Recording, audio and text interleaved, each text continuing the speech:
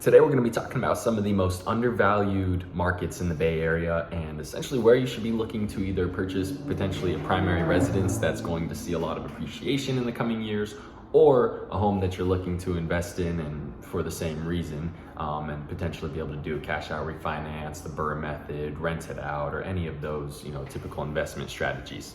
So to start off with, the most interesting one is going to be San Francisco. So previously, when I was looking at the market months ago, if not a year ago, pretty much anything besides the past 3-4 months, the market was baseline $1 million almost every single property. And then about 2 months ago, when I was looking, I started to see a couple of 2 or 3 bedroom condos come onto the market for $600,000-$700,000, and now looking, I've seen 15, 20, 30 listings that are coming up for anywhere from 300,000 to 800,000, and for the two bedroom condos, those aren't super competitive because a normal family isn't going to want to move into there. So you're most likely not going to have a couple that has 2 incomes making $300,000-$400,000 a year want to move in there. That's most likely going to be somebody that's working by themselves. But they're probably going to hold off on purchasing a home until they have a family or something like that, or until they have that second income, because they're having a lot of money taken out into taxes. So that's not a super competitive market. But I started to see the typically competitive houses drop down, the 3 bedrooms, 4 bedrooms, even single family homes, not even the condos, places that have they're not townhomes, they're not connected to anybody else. They even have a little bit of room on the sides, which is not normal in the Bay Area. And the reason for this is essentially because of 2 things. There was a lot of issues with the rents and the mortgage payments, essentially. So the people that own the properties, they weren't able to pay a lot of their mortgages, I think, because, well, California instituted a rental moratorium, which allowed the renters to not pay. And so now, the people that have the mortgages have to pay the bank, but the renters aren't paying them. And then they instituted some stuff in order to help out the people that actually have the mortgages so that they don't have to pay for like a year and a half. They could do forbearance or a few other things depending on which bank they were with. But I think because of that, combined with the fact that we're seeing a massive shift from up in the north down to the South Bay because of the remote work that occurred during COVID at the beginning, I think those are probably going to be the 2 biggest factors that's causing this price shift. But when you have all of this buying pressure coming down, people weren't able to purchase for months, or it was extremely difficult, low mortgage rates. They see the housing prices going up, so they're being emotional about it and wanting to ride the wave up, and all of the remote work, so people are looking for single families down here. All of these different factors, when you have all that coming down to the South Bay, San Jose, Santa Clara, Sunnyvale, all of this down here, and these home prices are going up to $1.5, $1.6 million, stuff like that, $2 million soon, I'm sure, by the end of the year maybe.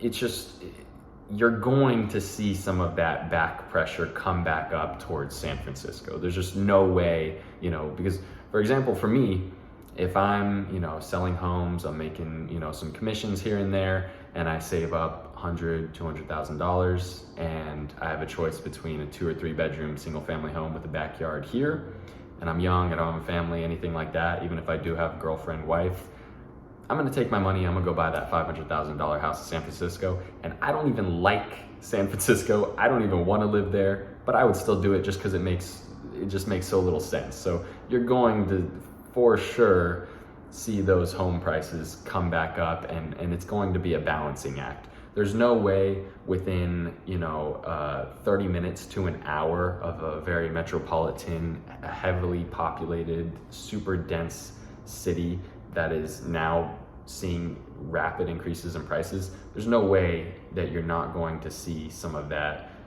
well, especially go back to where it originally came from, which is San Francisco.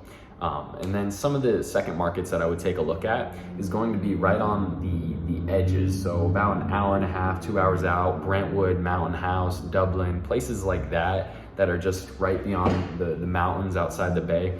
And the reason is 17% of job listings now for tech positions, which is the high income earners, is now remote. So if I can go get a 2 or 3 bedroom in Santa Clara for $1 million, or I can get a 5 bedroom, 4 bedroom, 6 bedroom, whatever, out in Brentwood, Mountain House, place like this, I'm going to, especially when I see what I am seeing, which is there's a lot of unbalanced houses out there. So you have in one neighborhood $1.2 million homes, and then just a little bit away you have an $800,000 house, $700,000 house, just one neighborhood over.